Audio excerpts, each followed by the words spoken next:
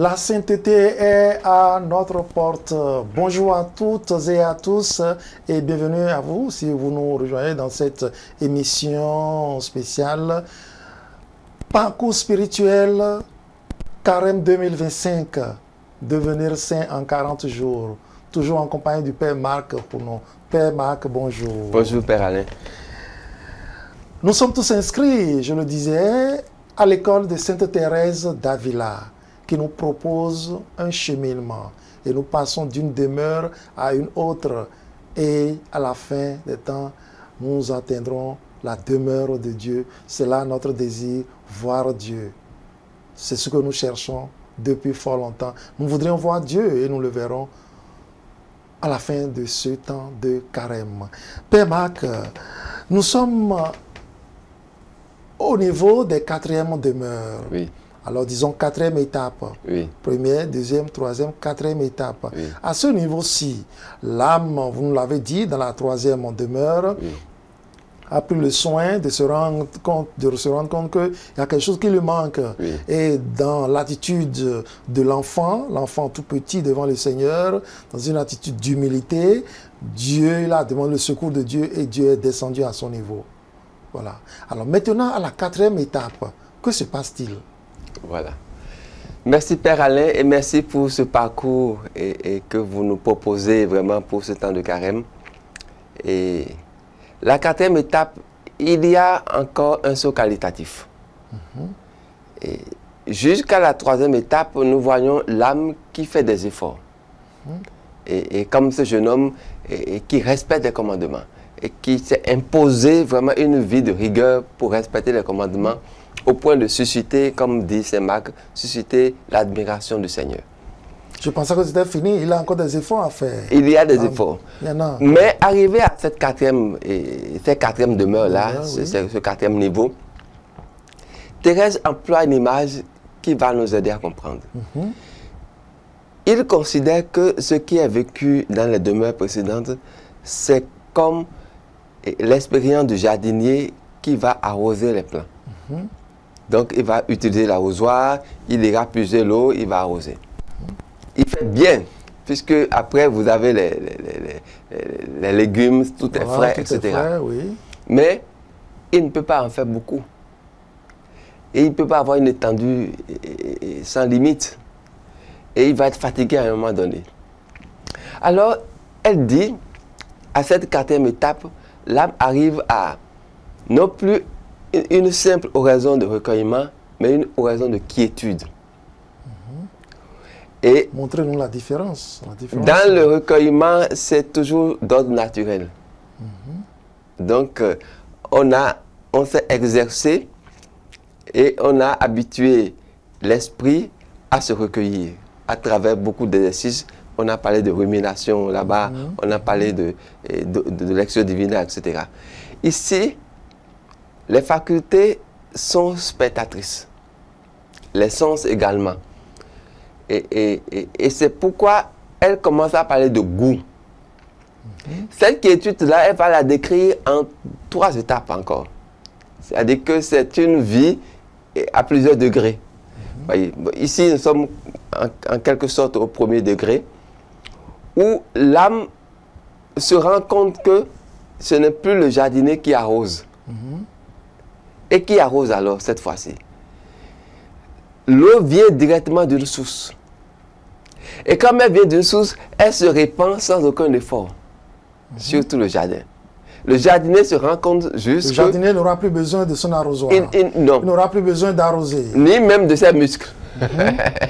Quelqu'un viendra faire le travail à sa place. Voilà. Donc, le jardin est arrosé naturellement. Du coup, vous voyez quelle qualité de fruits il porte. Puisque les plants ont suffisamment d'eau et sur une étendue que l'humain ne peut pas par L'eau lui-même. viendrait d'où? D'une source. D'une source. L'eau de la source. Voilà. Donc, c'est un peu l'eau de la rivière que tu vas puiser. Mais imaginez par exemple une source montagneuse et l'eau descend par cascade et se répand un peu sur tout le jardin. Voyez. Bon, je prends l'image qui est plus proche de nous, n'est-ce pas? Voyez.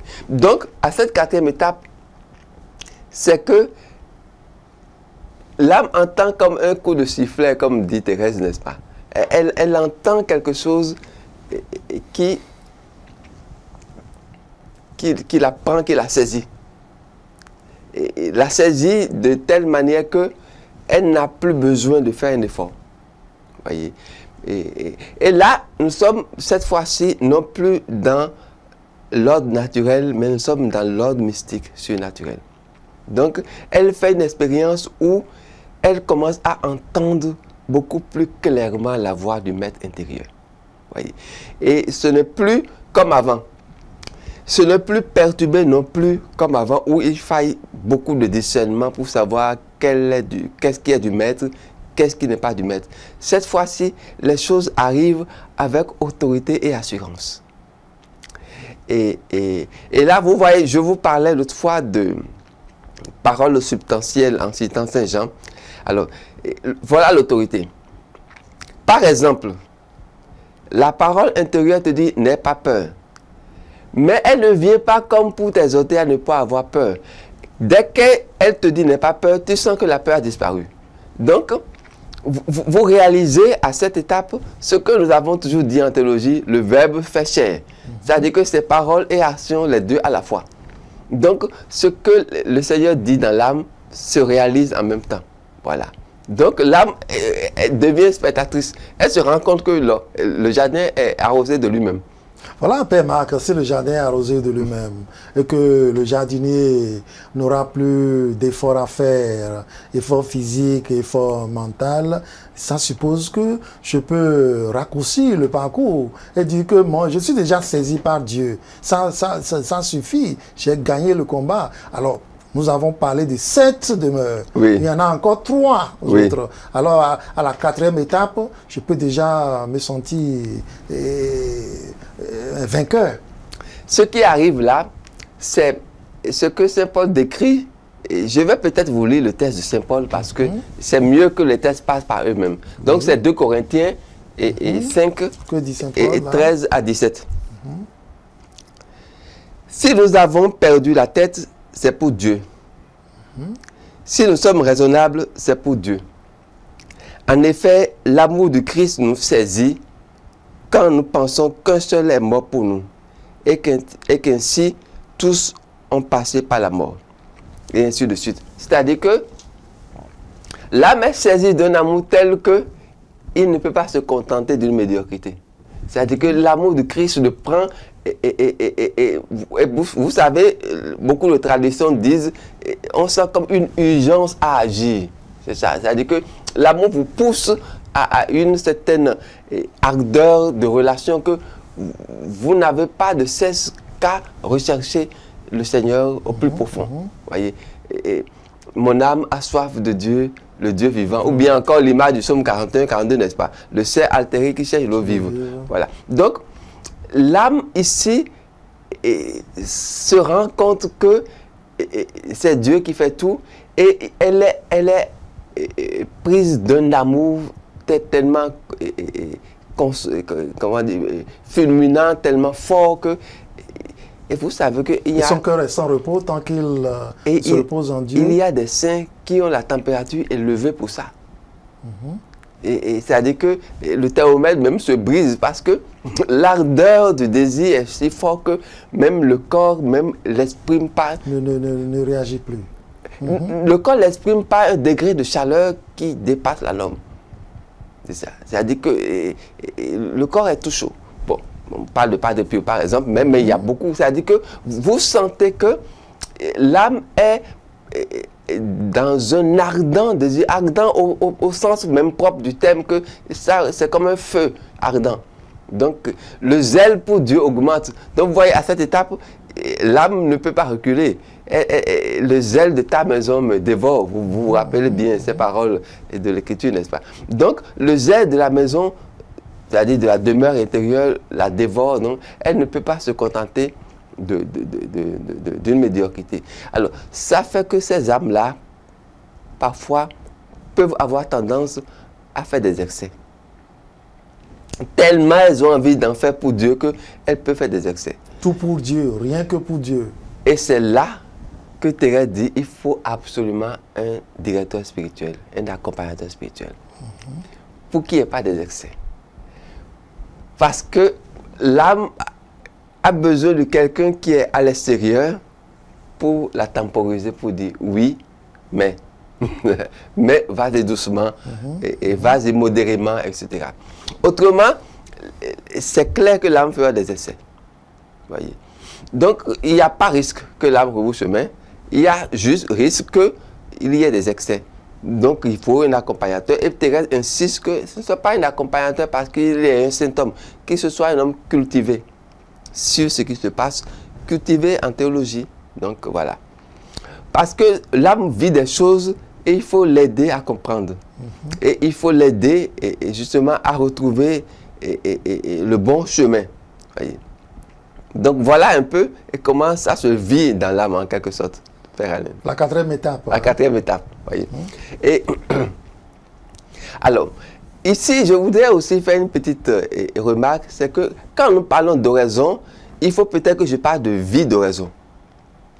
C'est-à-dire que ce que vit l'âme, ce n'est pas seulement ce qui se vit au cours de la prière, mais c'est ce qui se vit dans sa vie ordinaire. Et là, vous voyez une personne qui veut plaire à Dieu en tout. Donc, l'exhortation de Saint Paul aux Colossiens, tout ce que vous dites, tout ce que vous faites, que ce soit toujours au nom du Seigneur Jésus-Christ, vous voyez que l'âme le fait naturellement. C'est-à-dire qu'elle ne veut plus rien faire si ce n'est pour plaire à Dieu. Voyez. Elle veut à tout prix plaire à Dieu. Et puisqu'elle elle se rend compte du temps perdu dans les autres demeures, ou bien même au-delà, en dehors des demeures, du temps perdu dans la frivolité, dans le péché, etc., elle veut se racheter à tout prix. Donc, regardez Zachée. Il dit, il veut rendre 4 fois plus. On sent l'âme arriver à cette étape-là. C'est-à-dire que le mal que j'ai commis, s'il faut que je le rende 4 fois plus, je suis prêt à le faire. Voyez? Donc, ça ressemble quelque part à de la folie. Et c'est ça qui fait que parfois on dit que les saints sont des fous. Paul le dit, hein, Paul dit, mais il vaut mieux qu'on le traite comme un fou plutôt, mais un fou pour Dieu. Voyez? Et donc il y a comme une folie pour Dieu, et c'est ça. Donc vous avez un carburant qui vous brûle de l'intérieur, dit, mais il faut que je donne tout au Seigneur. Et à cette étape-là, justement, je me dis toujours, il faut quand même de la vigilance. Parce que les démons qui sont mis KO en quelque sorte par la présence de Dieu, ne baissent pas les bras. Mais ils nous poursuivent. Ils cherchent, ils n'ont plus de main mise sur l'âme, mais ils cherchent par tous les moyens à la pousser à commettre des erreurs. Alors comment on peut s'y prendre? Si on est dans un parcours donné et on est en train de faire des efforts, et le gros effort, c'est de nous détacher, nous dépouiller de tout ce qui est démoniaque, tous les apparts, les guet-apens de l'esprit malin, et que notre âme et notre corps soient dans cette tension-là, tension vers Dieu. Alors comment faire? C'est déjà la quatrième étape. Et il se peut que ces démons, ces reptiles-là reviennent à la charge. Alors, dans les troisièmes demeures, nous avions commencé à parler de la vertu d'humilité. Et ici, on va ajouter une autre vertu, mais les deux sont sœurs, n'est-ce pas? La vertu d'obéissance. Parce que le démon peut chercher à détourner l'âme du but par des sentiments de désobéissance. La désobéissance justifiée, c'est-à-dire que le responsable, l'autorité te commande quelque chose qui ne te convient pas. Ou que tu trouves pas convenant. Et tu peux être tenté de dire, mais il ne sait rien. Et donc de lui désobéir. Et c'est ça ce que le démon recherche. Alors, vous voyez par exemple que la voix intérieure demande à l'âme de jeûner et l'autorité dit non, on ne jeûne pas ici. Qu'est-ce que tu fais? Voyez?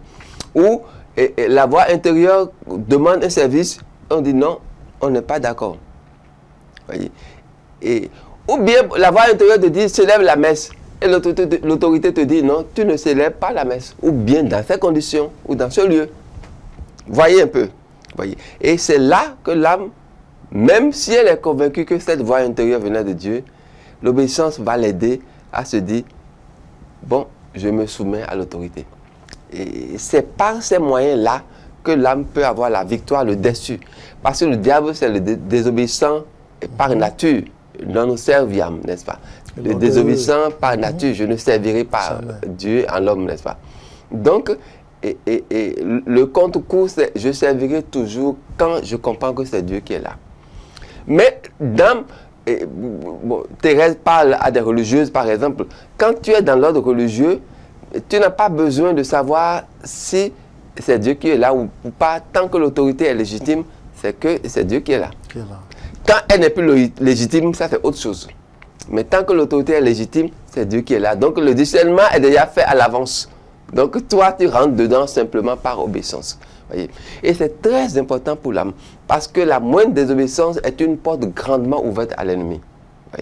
Et c'est ça qui fait que vous verrez des gens qui sont peut-être de vrais charismatiques, mais qui peuvent être très agités, très tourmentés, perturbés par le démon. Donc c'est une grâce à demander durant ce temps de carême. Une grâce grande de grâce. l'obéissance. Une grande grâce. La grâce d'obéissance à Dieu, c'est à lui qu'on obéit. Et cette obéissance à Dieu passe aussi par l'obéissance à ce que Dieu a formellement et régulièrement établi. Tous ceux qui tiennent le pouvoir de Dieu. Voilà, comme autorité. Voyez. Et c'est très important. Et même si on n'est pas d'accord, c'est très important de voir Dieu en eux. Vous voyez une image de David et de Saül. Et David qui dit toujours, ah, c'est loin de Dieu. Loin de Dieu. Je n'y touche pas. Je ne mets pas la main sur lui. C'est la raison pour laquelle il n'a pas... Je ne mets pas la main sur lui. Voilà. Et donc, même s'il est dans une dérive autoritaire, moi, je respecte l'autorité. Vous voyez, c'est très important pour les âmes qui veulent aller de l'avant et à cette étape-là. Et ça fait que vous êtes tranquille, puisque c'est l'étape de la quiétude. Vous êtes tranquille, non pas de la tranquillité qui vient du monde, mais de la tranquillité qui vient de Dieu. La paix, non pas celle du monde, mais celle que donne Dieu. Donc l'âme est en paix, même si tout bouillonne autour, elle a sa paix intérieure. Alors vous verrez effectivement que Thérèse a vécu à une époque où c'était pas la tranquillité, hein? Et surtout qu'elle est réformatrice. Elle a voulu réformer le Carmel. Elle a eu beaucoup d'adversité, hein? et parfois venant même de son propre ordre. Et comment vivre tout cela, affronter tout cela dans la sérénité? Vous voyez, c'est ça même la grâce de cette étape-là. Je voudrais savoir, est-ce que c'est à ce niveau-là que l'âme qui arrive à faire ce parcours, cette âme peut dire comme Saint Paul, ce n'est plus moi qui vis, c'est le Christ qui vit en moi. Saint Paul a fait quand il a croisé Jésus sur son chemin de Damas, il a fait ce parcours-là.